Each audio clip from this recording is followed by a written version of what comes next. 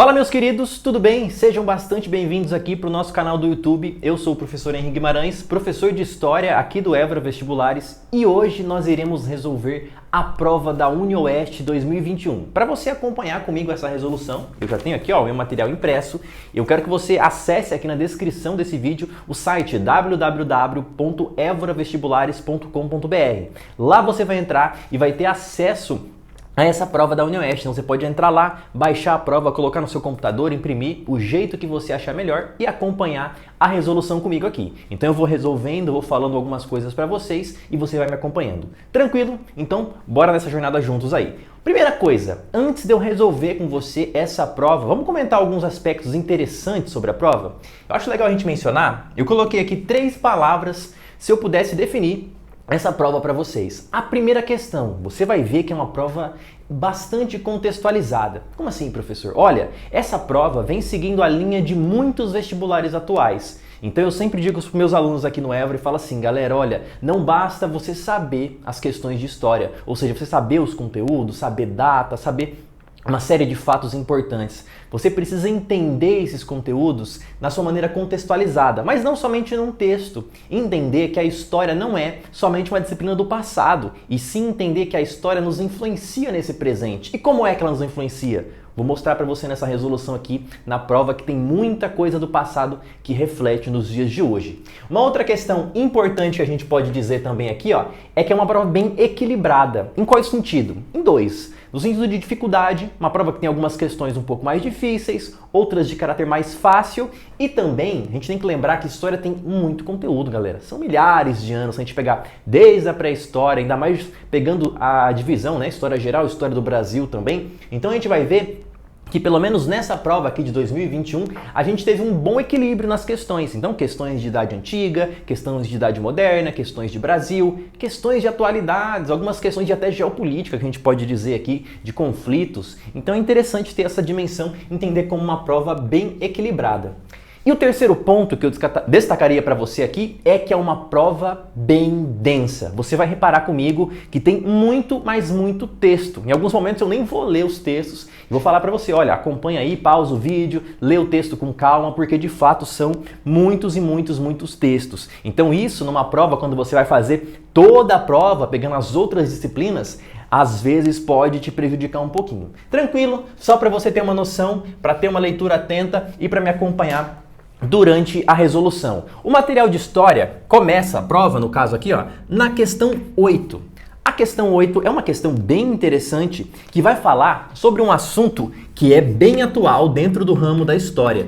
É o que a gente chama de história ambiental. Você fala, professor, como assim? Eu, quando estava lendo essa questão aqui, eu pensei, cara, essa questão está em história, podia ser muito bem em geografia, mas é uma questão que envolve muitos aspectos atuais ao longo do processo histórico também. Tem vários trechos, aí são 3 textos para você poder ler, então eu vou ler o primeiro trecho com você, está escrito lá, estendemos por um pouco a vista para o futuro e suponhamos como é previsível que os homens na mudam de conduta porque o seu mau hábito os arrasta. Pausa. Olha, só nessas 3 primeiras linhas você acompanhou comigo que é um texto difícil. Se você olhar a descrição do texto aqui, é um texto lá de 1799. Por isso que o português dele aqui está um pouco diferente do nosso. É um texto antigo. Então, só para você ter noção, é possível que os vestibulares venham cobrando textos antigos para você ter um discernimento, mas isso não atrapalha nada do seu entendimento, tá?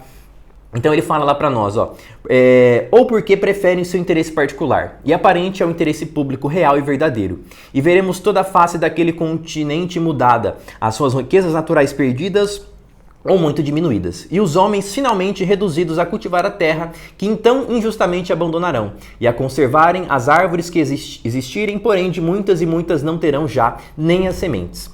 O estado presente de muitas terras no Brasil justifica e autoriza a razão desse prognóstico. Corroam-se as vizinhanças das grandes povoações da capitania de Minas Gerais e procura-se em todas elas algumas daquelas preciosas árvores que faziam em outros tempos o seu mais belo ornamento e não se acharam nem os sinais de uma antiga existência. Basicamente aqui ele fala sobre degradação desse espaço ambiental, desse espaço físico aqui. Vamos para o trecho 2 aqui. O segundo texto fala para nós. O mais prejudicial eram as técnicas inevitáveis ao funcionamento das plantações escravistas, constantemente movidas pela escassez de mão de obra, da qual a última era a expansão especulativa dos plantios e a recusa de uma força de trabalho escrava em trabalhar mais intensamente ou em mais dedicação que a chibata podia lhes insuflar-se. Os fazendeiros se envolveram de uma forma de agricultura tão exploradora que mal merece o nome de agricultura. Era inerentemente predatória, não podia ser intensificada e se expandia ao longo de uma fronteira de recursos até exauri-los. Olha, é um texto também falando sobre devastação da Mata Atlântica brasileira. O trecho 3 fala, na América Latina, o agronegócio é o principal causador de desmatamento. Segundo o novo relatório do FAO, que é esse órgão, o SOFO aponta que o agronegócio gerou quase 70% do desmatamento da América Latina entre 2000 e 2010. Em apenas um terço, na África, a agricultura de pequena escala constitui um fator mais significativo de desmatamento. Especialmente na Amazônia, a produção do agronegócio para mercados internacionais foi a principal fator de desmatamento após 1990. Resultado de práticas como o pastoreio extensivo e o cultivo de soja e as plantações de palma azeiteira, ou seja, o dendê. Galera, muito fôlego para ler esses textos, né? Estou muito tempo falando com você aqui. Então, olha, considerando os trechos acima, ou seja, os 3 textos, produzidos em diferentes contextos históricos e que têm como tema comum a relação entre agricultura e conservação do meio ambiente. Grifa essa parte que ela é importante. Assinale a alternativa incorreta. Presta atenção comigo, você vai notar que ao longo da prova, esse equilíbrio também se mostra em outros assuntos. Vai ter questões bem equilibradas falando sobre incorretas e outras sobre corretas. Legal? Você vai observar comigo isso aqui. Então ele coloca para nós, ele quer a incorreta, ou seja, a errada. A letra A fala para nós, historicamente no Brasil a relação entre agricultura e meio ambiente é altamente destrutiva, especialmente daquela agricultura praticada em grande escala e voltada a produzir gêneros destinados à exportação. Corretíssimo, tá? Isso está correto, então não é o que a gente quer. B. Nos termos do historiador Warren Dean, no trecho 2, o emprego do trabalho escravo no contexto do século XIX era responsável pelo alto grau de destruição da natureza, característico pela agricultura praticada no Brasil do período. Tranquilo também, nós lemos esse trecho. A letra C fala para nós, olha, em 1799, Gregório de Moraes Navarro, em seu livro Discurso sobre Melhoramento e tal, já alertava para os problemas que poderiam ocorrer das práticas corriqueiramente que eram utilizadas no Brasil. O texto 1, tranquilo, também lemos, está corretíssima. A letra D. No Brasil, a preocupação com a preservação da natureza, existência de críticas à forma de como acontece a relação entre agricultura e meio ambiente, é tema que se tornou pauta de debate e preocupação somente. Cuidado, galera. Sempre que aparecer a palavra somente, por exemplo, num texto, numa prova, já grifa ela, porque possivelmente é a grande chance de ter erro aí. Então, olha lá, somente a partir da conferência que é conhecida como Eco 92, que aconteceu no Rio em 92? Não, galera. Essa preocupação, como é refletida no texto, aparece já desde o período colonial, por exemplo. Então a letra D já está incorreta. É a nossa alternativa aqui que marca na questão 8. Tranquilo? A letra E eu não preciso nem ler, porque a gente achou o erro absurdo dessa aqui, mas ele fala do relatório do agronegócio do trecho 3, que altos índices de destruição ambiental, como vimos, acontecendo nas últimas décadas na América Latina. Tranquilo, a letra E está correta. Então nossa resposta fica com a letra D. Tranquilos? Vamos para a questão de número 9. A questão de número 9, uma questão bem interessante, um clássico das provas de história, as tirinhas da Mafalda. Mafalda coloca lá, olá, eu fale baixo, estou com um doente em casa. Ela fala, o rapaz fala, seu pai está doente? Ela fala, não. Sua mãe então? Também não. E aí na terceira tirinha, é só a gente interpretar, ela está ali com um globo terrestre representando o planeta que está doente. Então, a partir da interpretação, a gente vai ler aqui, ó. A partir da ênfase destacada na tira citada acima, Mafalda sugere o adoecimento do planeta. Ao pensar sobre essa indicação, é correto, agora ele quer a correta, afirmar que em relação à pandemia da Covid-19 e o convívio global na atualidade, olha que legal, como eu disse para você, é uma prova contextualizada e também é uma prova extremamente atual. Você vai reparar comigo que muitas das questões aqui falam sobre aspectos que envolvem questões históricas no nosso tempo, é o que a gente chama de atualidades, por exemplo. Então, olha lá. Ele quer a correta. A letra A. As políticas públicas de auxílio às famílias de trabalhadores durante a pandemia de Covid desmantelaram grande parte das práticas de exploração do trabalho infantil mundialmente estabilizadas, uma vez que, historicamente, nesses momentos de crise, os países priorizam a proteção de crianças, adolescentes e a fiscalização de postos de trabalhos ilegais. Na verdade não, galera. O que a gente viu é que ainda continua existindo questões que envolvem o trabalho infantil e a exploração do trabalho, tá? Isso aqui é uma interpretação que nós temos que ter, não estava necessariamente dentro da tirinha do texto. A letra B fala para nós: o crescimento de grupos radicais, assim como o aumento da intolerância e agressões via redes sociais, fez com que medidas globais fossem criadas para conter conflitos e extremismos. Isso facilitou o consenso mundial frente à necessidade de distanciamento social e uso de máscara durante a pandemia de Covid-19. Infelizmente, essa aqui está incorreta, galera. A gente tem que lembrar que existiu, principalmente nas redes sociais, uma grande onda de negacionismo, ou seja, das pessoas negarem o uso da máscara, de pensarem em favorecer o uso de remédios que não têm eficácia ou comprovação científica. Possivelmente vocês viram isso e acompanharam, então incorreta também. A letra C: devido ao aumento dos atendimentos online para denúncias e orientações, as práticas de violência doméstica diminuíram a sua incidência nos últimos meses no Brasil. Com isso, tornaram-se os postos prioritários de preocupação da maioria das mulheres nesse período da pandemia o desemprego e a sobrecarga de trabalho e a ausência de creches e escolas para crianças e adolescentes. Galera, uma coisa, infelizmente, se a gente for pegar dados e números da pandemia, é que os índices de violência doméstica aumentaram. Então, os índices aumentam, o desemprego continua também aumentando e esses casos que a gente pode dizer, ausência de creche também e sobrecarga de trabalho também são questões que envolvem a figura das mulheres. Então, não diminuiu, também está incorreta, tá? A letra D: desde março de 2020, os indígenas tiveram um plano efetivo de prevenção e atendimento da Covid-19 nas aldeias brasileiras e agora serão prioridades no plano de vacinação.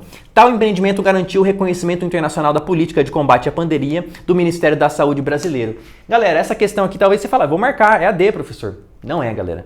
Não é. Olha, os indígenas tiveram, depois de muita luta e resistência, algum tipo de prioridade dentro da vacinação, dentro das questões de atendimento, mas muitos morreram antes disso acontecer, tá? E o Ministério da Saúde foi reconhecido, brasileiro no caso, reconhecido internacionalmente, por quê? Pelo seu negacionismo e pelas suas políticas contraditórias à Organização Mundial da Saúde, a OMS. Então não é essa, tá? Agora ficou fácil.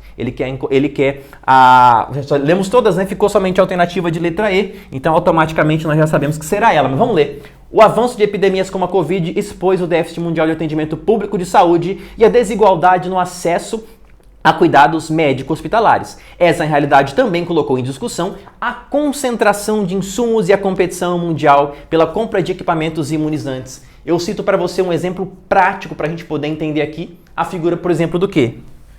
Dos Estados Unidos da América. Os Estados Unidos, por exemplo, vacinaram com grande antecedência a sua população, enquanto outros países, por exemplo, no continente americano, principalmente na América Latina, na África, na Ásia, estavam com dificuldade de conseguir vacina. Então isso aqui é uma questão prática para a gente poder entender. Tranquilos, letra E na questão de número 9. Partindo para a questão número 10, uma outra questão aqui, ó, agora uma questão de história antiga. Falando para vocês novamente que é uma prova que tem um caráter equilibrado. Então, uma questão de história antiga, sendo mais preciso ainda, sobre Grécia Antiga.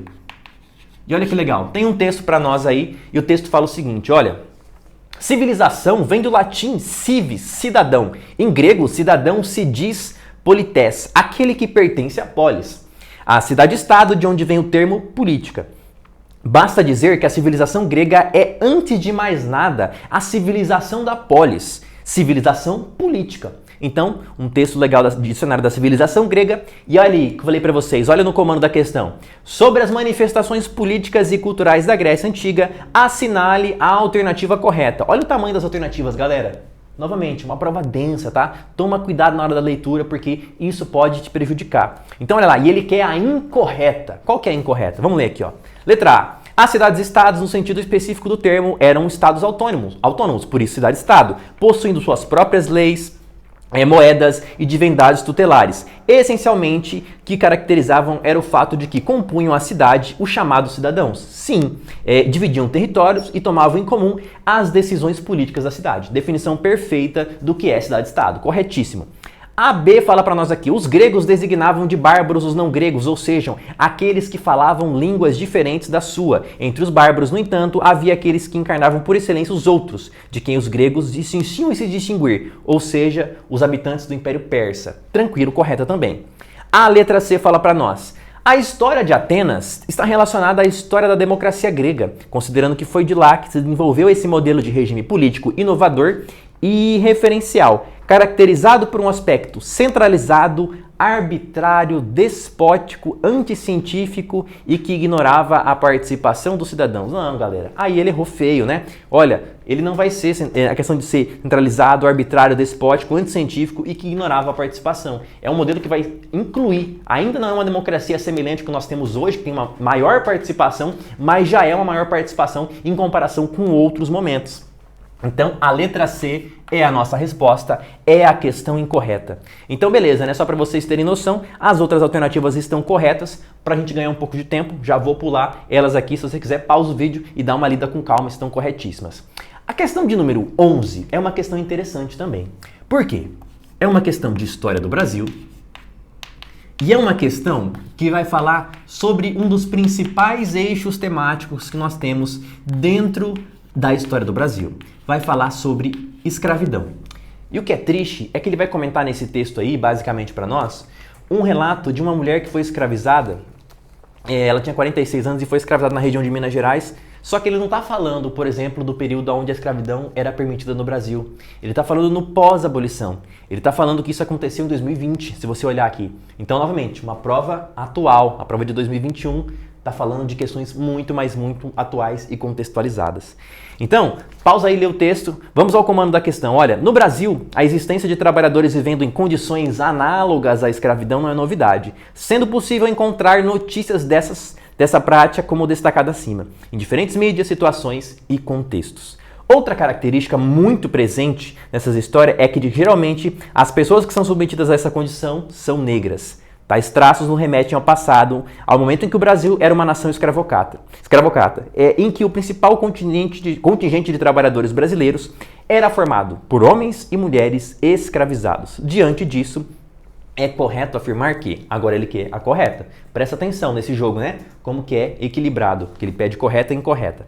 A letra A coloca para nós: embora a escravidão tenha sido juridicamente extinta em 1888, referências a elas e as experiências de trabalho em condições análogas à escravidão continuam fazendo parte da vida cotidiana e da realidade de muitos brasileiros até os dias de hoje. Galera, aqui foi praticamente o comando da questão. Uma questão muito fácil de você ter a compreensão do que ela queria, já deu as respostas para você, então a gente já fica com a correta, que é a letra A. A letra B fala para nós: não há nenhuma relação entre a permanência de situação vivida por Madalena e o passado escravocrata. Não há muita relação, galera. A letra C: inexiste qualquer tipo de vínculo. Não, galera, existe. Olha as palavras como elas são fortes para induzir você a saber, já que essas aqui estão incorretas. No caso de Madalena, é isolado e não deve servir como referência. Infelizmente galera. Nós temos um aspecto que a gente pode dizer aqui dessa escravidão que vai aparecer para nós muito aqui, que é o quê? A ideia do racismo. Isso aqui é muito importante, gente. A gente tem aqui, por exemplo, na letra E: a sociedade brasileira já resolveu todos os problemas. Galera, infelizmente nós não resolvemos. Queria eu que nós tivéssemos resolvido de fato, tá? Tranquilo, galera. Vamos resolver a questão 12 aqui, ó. Tem um espacinho no quadro ainda. A questão 12 é uma questão interessante porque muitos desses assuntos aqui da questão 12 às vezes aparecem o quê? Na geografia. Então a gente pode dizer que é uma questão geopolítica, eu diria. Uma questão interdisciplinar. Bem legal a questão. Tem 3 textos gigantescos, tá? Novamente, quer ler o texto? Pausa o vídeo, dá uma lida com calma, só para você ter noção. Primeiro texto vamos lá, os trechos de fontes indicados abaixo mencionam questões ligadas a conflitos na Irlanda do Norte, né? Como diria nosso amigo Jânio, né? No Brasil eu posso ser feio, mas na Irlanda do Norte eu sou ídolo. Então aqui, ó, em particular o denominado Domingo Sangrento, em 1972. Olha, na história existiram vários e vários domingos sangrentos, tá? Marcam que acontecimentos trágicos, geralmente, que aconteceram ao domingo. Por exemplo, pode citar o caso russo, lá na época da Revolução Russa. Então essa música que está aqui na primeira fonte está traduzida em português, mas é aquela música que chama Sunday Bloody Sunday, ou seja, Domingo Sangrento Domingo. É do grupo do U2, eternizada na voz do Bono Vox. Então se você quiser ouvir uma música belíssima, a versão em inglês também é bem legal. E você pode ver alguns relatos também na fonte 2 aqui, de Twitter e tal, e de manifestações que envolvem as questões na Irlanda do Norte como um todo. E depois nós temos ali, no texto 3, um texto mais curtinho para a gente ver, falando sobre essas questões que envolvem também a Irlanda do Norte e soldados. Olha lá, ele fala para nós: sobre as tensões na Irlanda do Norte, é correto afirmar. Ele quer a correta agora, tá? Até confirmar, correto. Eu até grifei aqui no meu, olha. Letra A fala, em 2020, com parte dos acordos firmados com o Brexit. Lembra? Olha, tá falando o quê? Da saída do Reino Unido da União Europeia. Um assunto muito, mas muito atual. Bem discutido em 2020, que já refletiu na prova de 2021. Prova extremamente atual. Ele coloca, a Irlanda do Norte se desvinculou do Reino Unido em razão do convívio hostil entre unionistas e republicanos, além de comoção frente às denúncias públicas sobre mortes, prisões, massacres, diante dos embates por direitos civis e religiosos. Olha, eles não saíram nesse contexto, tá? Do Reino Unido. Esses conflitos, essas coisas marcadas aqui, acontecem sobretudo no momento ali, já no final do século XX, tá? Não é nesse contexto que vai acontecer. A letra B coloca para nós, somente no início do século XX passou a existir conflitos armados na ilha. Não. Ocorridos em função da Guerra Civil e de independência da região sul da Irlanda. Antes disso, o acordo firmado diante do domínio inglês era aceito e almejado pela maioria dos irlandeses, não. Geralmente, galera, vai uma dica para você. Sempre que envolve assuntos de geopolítica, assuntos históricos, provavelmente, nunca é um conflito que começa do nada. Ele tem uma raiz histórica que acompanha por muito e muito tempo. Beleza? Letra C fala para nós. A Irlanda do Norte apresenta um estado latente de tensão social, ou seja, apresenta um constante estado de conflito, tanto pela intolerância religiosa e descontentamento entre unionistas e separatistas, ou seja, aqueles que querem se unir e aqueles que querem se separar, além da emergente apreensão sobre possíveis desdobramentos advindos das investigações de conflitos anteriores e de sua posição frente ao Brexit. Bem legal essa questão, galera, muito atual e muito contextualizada. Letra C está corretíssima. Vamos ver as outras porque está errado? O IRA, Irish Republican Army, Exército Republicano Irlandês, se constituiu como um dos grupos que defendiam a autonomia da Irlanda do Norte frente ao Reino Unido. Até aí, dá pra gente entender. Agora, contando com maioria de apoiadores protestantes, não, galera. Só pra gente não entrar no mérito aqui, o IRA vai perseguir, vai ir contra os protestantes, tá? Então não pode ser essa D. A letra E, o acordo firmado em Belfast, ou seja, o acordo de Belfast de 1998 significou o fim dos conflitos separatistas e o arquivamento das investigações relacionadas ao interesse republicano de criar o País Basco. Aqui ele viajou, galera. País Basco é um conflito totalmente diferente, que busca a independência do País Basco, mas é na onde? É na Espanha, não é na Irlanda, tá? Cuidado. Letra E também incorreta. Beleza, dá pra gente entender aqui.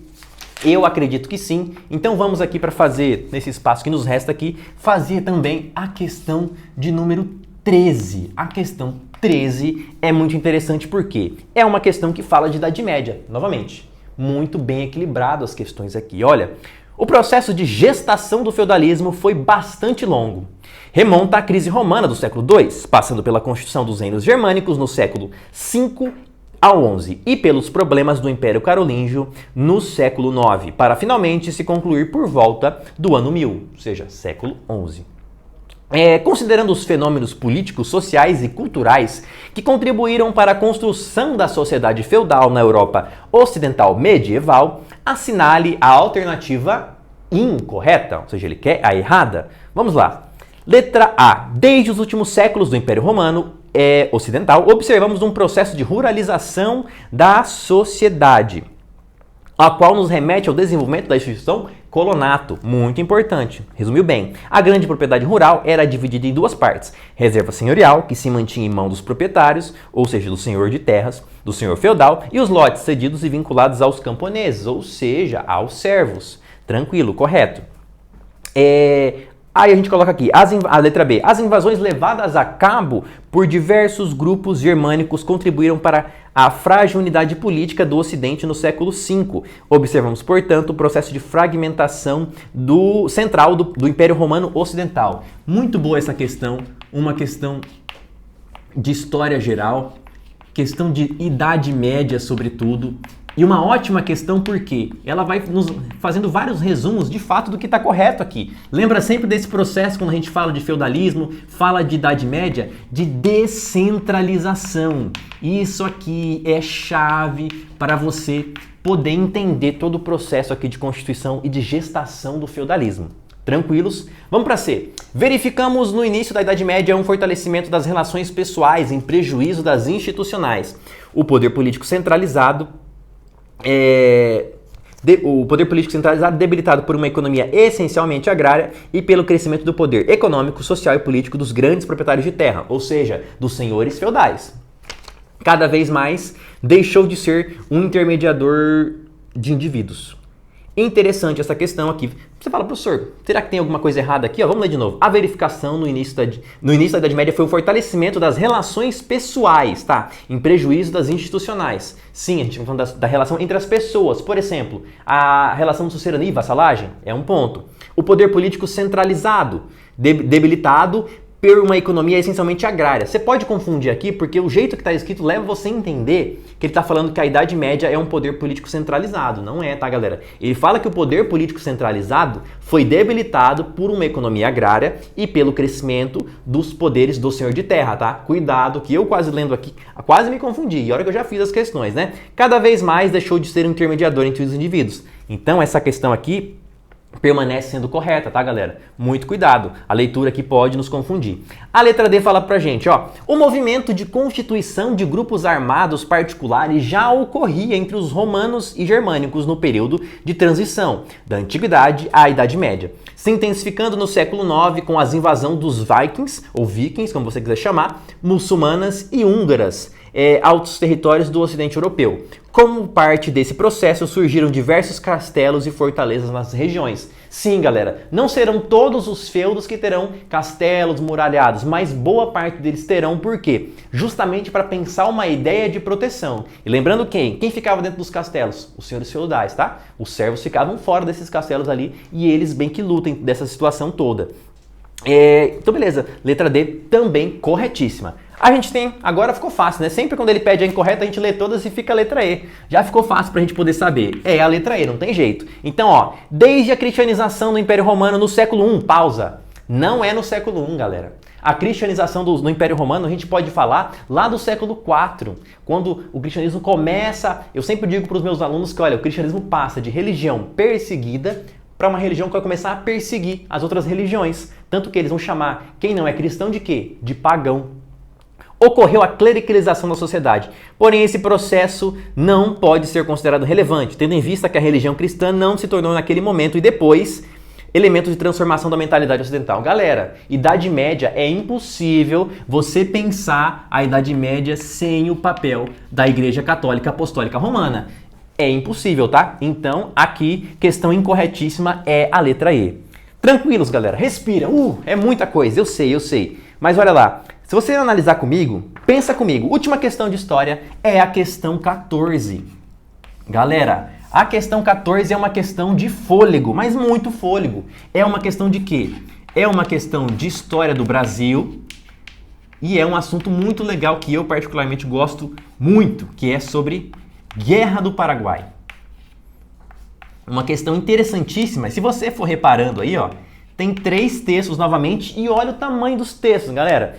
Vou pedir para você ler esse texto, porque ó, ele fala para nós aqui, analise as considerações dos historiadores, Mota e Hobsbawm, e posteriormente a visão apresentada nas fontes 1 e 2. Então, galera, ele coloca 2 textos enormes para você poder ler aí, e depois ele fala um pouco mais sobre algumas fontes, falando sobre algumas matérias da BBC, e depois ele parte sobre um trecho do hino paraguaio propriamente dito. Então pausa o vídeo, lê com calma, depois volta para analisar a explicação. E aí ele fala para nós aqui, vamos analisar. Ao analisarmos a historicidade que se inclui a intitulada Guerra do Paraguai, é correto afirmar que, olha só, a letra A fala para nós, durante o conflito, um número expressivo da população paraguaia foi dizimado, cerca de 70%. Porém, o país conseguiu se reerguer e manter seu potencial econômico, industrial e agrícola como o mais forte de toda a América Latina até meados do século XX. Cuidado, galera, muito cuidado. Existe uma historiografia da Guerra do Paraguai, algumas visões sobre a guerra. Dentre essas, uma visão que a gente não aceita mais, que já é considerada ultrapassada, vai dizer, por exemplo, que o Paraguai era como se fosse um oásis dentro da América Latina, ou seja, um país super desenvolvido, que tinha ferrovias, indústrias, mas isso não corresponde à verdade, tá, galera? Sim, o Paraguai vai ter uma população dizimada, mas ele não vai ser a maior potência da América Latina, como ele diz, até o século XX. Isso aqui está equivocado, tá? Então não pode ser a letra A. Letra B. Atualmente o Estado brasileiro reconhece o equívoco do conflito e paga uma indenização ao país fronteiriço em função das perdas e danos provocados com a guerra. Galera, não paga. Inclusive, há uma enorme dificuldade do Brasil reconhecer de fato o seu papel no final da guerra e como a população paraguaia sofreu dentro desse conflito, tá? Então isso aqui não acontece, a letra B também está incorreta. A C fala para nós. A presença de civis paraguaios no combate foi algo planejado pelo governo de Solano Lopes. Por isso, contaram com um treinamento apropriado e conseguiram conter as tropas da Tríplice Aliança. Não, galera, não foi. Todo mundo ia lutar na guerra. Em determinado momento, primeiramente os soldados, depois eles foram morrendo, colocando camponeses, homens, e em certos momentos, por exemplo, quando coloca na Batalha de Acostanhú, que nós temos ali, ou a chamada Batalha de Campo Grande, para o Brasil que chama assim, até mesmo crianças foram utilizadas nas batalhas. Colocavam-se barbas falsas nas crianças para parecerem mais velhas e colocavam elas para lutar. Às vezes não aguentava nem pegar o peso de fuzil com uma baioneta, mas colocava para lutar na guerra. E muitas dessas crianças foram dizimadas. Inclusive, se você olhar no texto, na fonte 1 aqui, ó, dia 16 de agosto é o Dia das Crianças no Paraguai. Por quê? Para rememorar várias dessas crianças que morreram em combate, beleza? Situação muito, mas muito triste mesmo. Letra D coloca para nós. A vitória na guerra trouxe um breve fortalecimento da monarquia brasileira. Sim, mas não foi o suficiente para evitar a subsequente queda da estrutura imperial e da escravidão. Pelo contrário, serviu para fomentar tensões e conflitos. Muito, mas muito interessante. Lembrando que a Guerra do Paraguai começa em 1864, dura 6 anos até mais ou menos 1870. E o que acontece depois? A gente analisar ali, se intensificam as campanhas abolicionistas, se intensificam a participação do exército dentro da sociedade, o exército cada vez mais requerendo cargos, requerendo uma participação política. Vide a figura de Duque de Caxias, por exemplo, né? Que ganha esse título depois da guerra propriamente. E isso vai começando o quê? Gerar tensões e conflitos nessa sociedade imperial. Tanto que, fica aqui nossa letra D como correta, só para você lembrar, a escravidão termina em 1888 e depois em 1889, um ano depois, alguns meses melhor dizendo, termina propriamente o governo imperial e vem um golpe e instauramos a República do Brasil. Aqui a letra E, vamos terminar para a gente ler aqui, ó. A influência dos ingleses no conflito se deu pelo apoio financeiro e militar, além de reconhecer o potencial imperialista do Brasil na região sul da América Latina.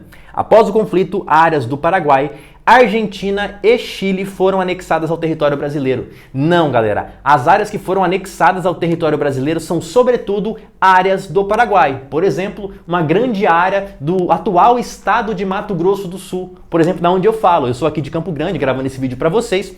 Uma grande região que nós temos de fronteira, pegando regiões como Bela Vista, como Ponta Porã, em como outras cidades aqui de Mato Grosso do Sul, eram antigamente território paraguaio. Inclusive tem muita, mas muita influência paraguaia nessa região. Então é isso, galera. Fechamos aqui a questão 14, marcando a letra D. Eu espero que vocês tenham gostado dessa resolução. Novamente, se ficar alguma dúvida, alguma questão, entre em contato com a gente. Conheça o nosso Instagram também, @evra.vestibulares. Procura a gente lá. Ou se quiser procurar também o meu Instagram, que eu não deixei aqui, é @prof. Henry Guimarães. Eu posso até escrever aqui para você pesquisar depois. É assim, ó. Embora essa letra bonita não nos ajude. Henry com H. Y, igual do jogador, sabe? O Thierry Henry. Depois vocês procuram com calma lá. E é sobre isso, galera. Muito obrigado pela correção. Acompanhe. Se quiser baixar a prova, entra no nosso site. E aí faz aquele merchan nosso, né? Entra aqui, dá o like no vídeo, comenta, curte, se inscreve no canal e ativa o sininho para as próximas notificações. Espero que essa resolução tenha sido um verdadeiro acontecimento histórico na sua vida. Um grande abraço. Eu vou embora. Até mais. Tchau.